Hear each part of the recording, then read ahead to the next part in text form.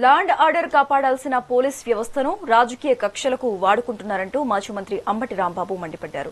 ఏపీలో లడ్డూ సమస్య తప్ప ఇంకేమీ లేవా అంటూ ప్రశ్నించారు. జగన్పై వైసీపీ నేతలపై బురద చల్లటమే చంద్రబాబు లక్ష్యమా అని అన్నారు. తిరుమల లడ్డూలో జంతువుల కొవ్వు కలవలేదని సీబీఐ చెప్పినా కూటమి నేతలు తప్పుడు ప్రచారం చేస్తున్నారని మండిపడ్డారు. ఈ లడ్డూ అంశాన్ని ఎక్కడ తీసుకుపోదలుచుకున్నారో నాకు అర్థం కాదు. ఇక్కడ చిత్రమైన విషయం ఏంటంటే, ఈ లడ్డు కల్తీ అనే ఆరోపణ చంద్రబాబు నాయుడు గారు చేశారు. దాని మీద సుప్రీంకోర్టు ఆదేశించినటువంటి ఆదేశం మేరకు ఏర్పాటు చేయబడినటువంటి సిబిఐ కమిటీ ఒకటి దీని మీద విచారణ జరుపుతుంది. ఈ గొడవ ఏంటి?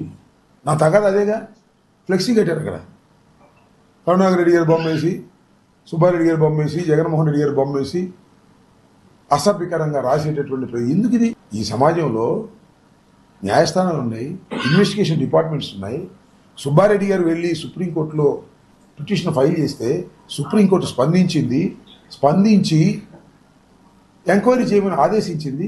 వాళ్ళు చూసుకుంటారు కదా, ఛార్జ్షీట్ ఫైల్ చేశారు కదా, దానికి మీరు ఒక్కరి భాష ఎందుకు? అంటే ఏదో ఒక విధంగా లడ్డూలో కల్తీ కలవకపోయినా కలిసినట్టే అది కరుణాకర్ రెడ్డి గారు, సుబ్బారెడ్డి గారు, జగన్మోహన్ రెడ్డి గారు దగ్గరుండి కలిపినట్టే.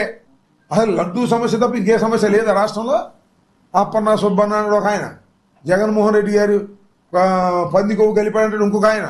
ఏంది నాకు అర్థం కాలేదు. దురదృష్టకరంగా భగవంతుణ్ణి అడ్డం పెట్టుకొని రాజకీయం చేసే దుర్మార్గమైన ఆలోచన నారా చంద్రబాబు నాయుడు గారు ఆలోచిస్తారు. ఇంతకు చాలా మందిని చాలా అడ్డం పెట్టుకుని రాజకీయాలు చేశాడు. చివరికి సాక్షాత్తు కలియుగ దైవమైనటువంటి వెంకటేశ్వర స్వామిని అడ్డం పెట్టుకుని రాజకీయం చేయాలనుకున్నవాడు ఖచ్చితంగా వెంకటేశ్వర స్వామి గారి కోపాగ్నికి ఆహుతి ఒక తప్పదు అనేది నిజం.